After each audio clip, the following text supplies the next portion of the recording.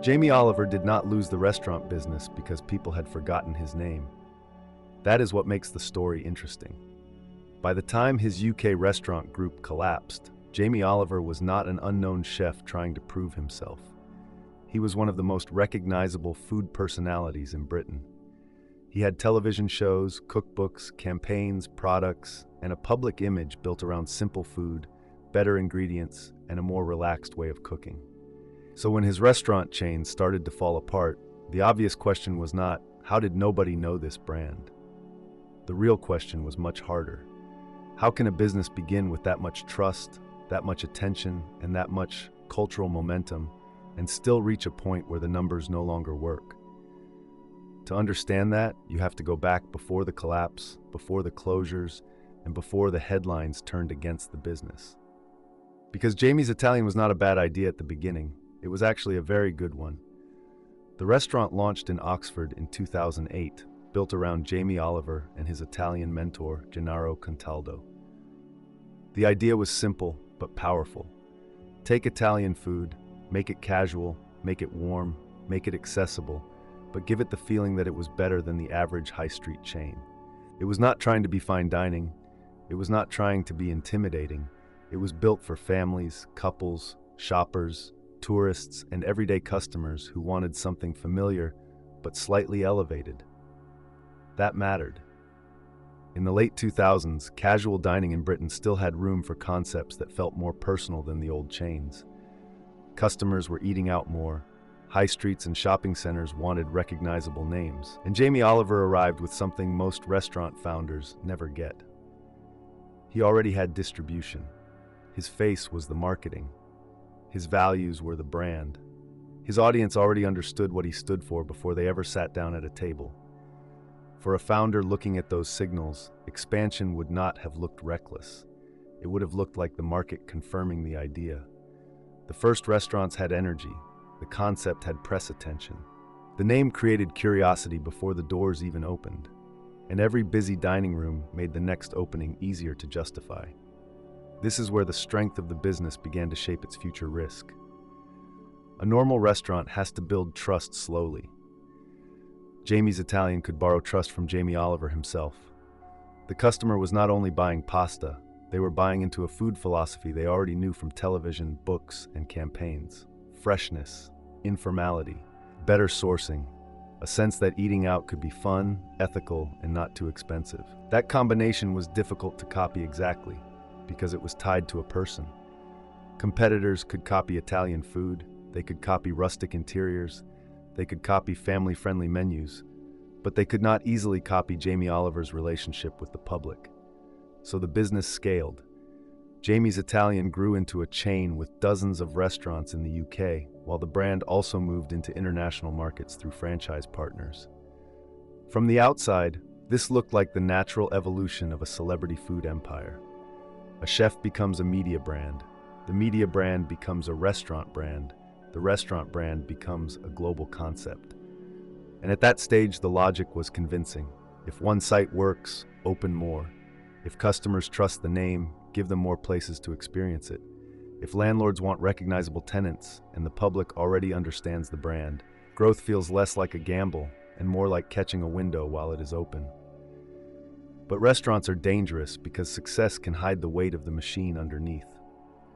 Every new location brings more sales, but it also brings rent, wages, staff training, food purchasing, repairs, management layers, and long-term lease commitments. A cookbook can keep selling after it is made. A television format can travel. A licensed product can generate income without Jamie standing in every shop. A restaurant is different. It has to work every day. The chairs need to be filled every day. The kitchen has to execute every dish. The staff have to deliver the same feeling across many locations. The ingredients have to arrive at the right cost. The menu has to feel generous to the customer and still leave enough margin for the business. That is where Jamie's Italian faced a tension built into its own promise. It wanted to be better than ordinary chain dining, but it operated in the mid-market. That meant customers expected quality, but they were still price sensitive. They wanted the Jamie Oliver feeling, but they were not paying fine dining prices. At first, that tension was manageable because the brand had momentum. But as the estate grew, the business became harder to control. A restaurant group that depends on personality and quality has to translate that personality into systems. Training, procurement, menus, site selection, service standards, kitchen discipline. The bigger it gets, the less the founder's name alone can carry it. And around the business, the market was changing. The UK casual dining sector became crowded. Many chains expanded aggressively. Customers had more choice. Newer operators arrived with sharper concepts, cheaper menus, or more focused experiences. At the same time, costs were rising. Food became more expensive.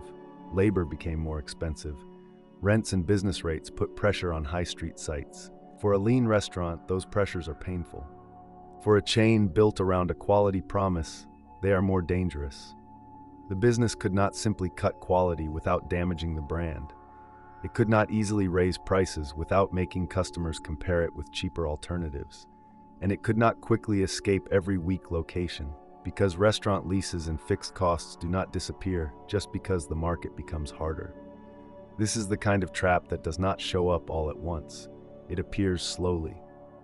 A site that once looked like a good expansion opportunity becomes a drain. A menu that once looked generous becomes expensive to execute.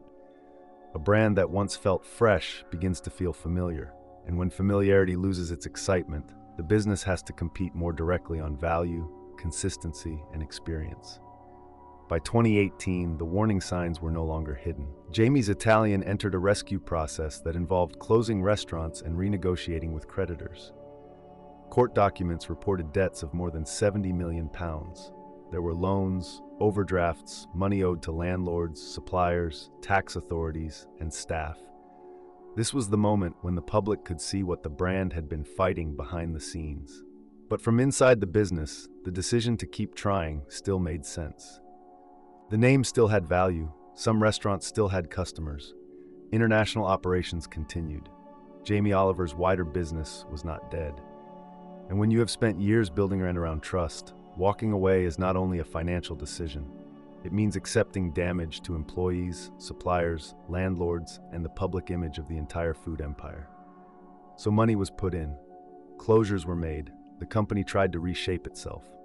But survival money only works if it buys time for a model that can become healthy again. If the structure underneath is still too heavy, cash becomes a delay, not a cure. By 2019, the options had narrowed. Administrators were appointed. Most of the UK restaurants closed almost immediately. Around 1,000 jobs were lost.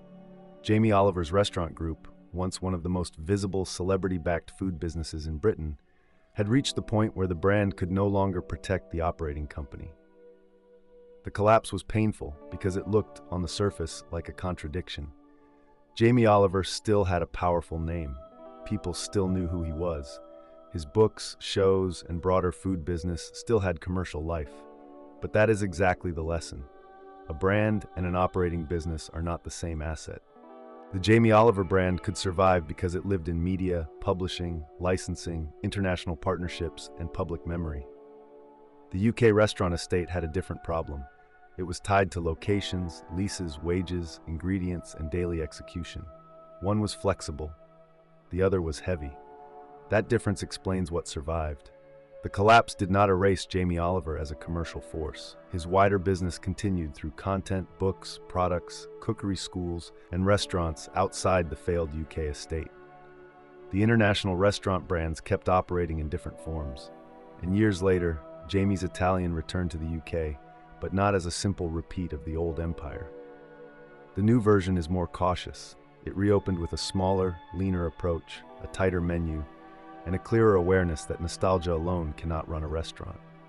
The comeback is revealing because it does not say the original brand had no value. It says the opposite. The name was valuable enough to try again, but this time, the business has to respect the economics that the old version could not escape. That is why the Jamie Oliver restaurant story is not really about a celebrity chef failing at food. It is about the difference between demand and durability. Demand can be created by fame, trust, timing, and public affection. Durability is created by margins, leases, operational discipline, menu focus, and the ability to stay relevant after the first excitement fades. Jamie's Italian had the first part. For a while, it had it beautifully. But as the chain expanded, the business became more dependent on a high-cost structure at the exact moment the market was becoming less forgiving. The same brand power that made growth feel logical also made it easier to believe the model could carry more weight than it actually could. And that is the mechanism behind the collapse. Not that customers never cared, not that the name had no value, but because a powerful brand was placed on top of a restaurant machine that became too expensive, too exposed, and too difficult to reset once the market turned. The final lesson is sharp because the brand survived the failure. Jamie Oliver did not lose the empire of attention. He lost the part of the empire that had to pay rent every month.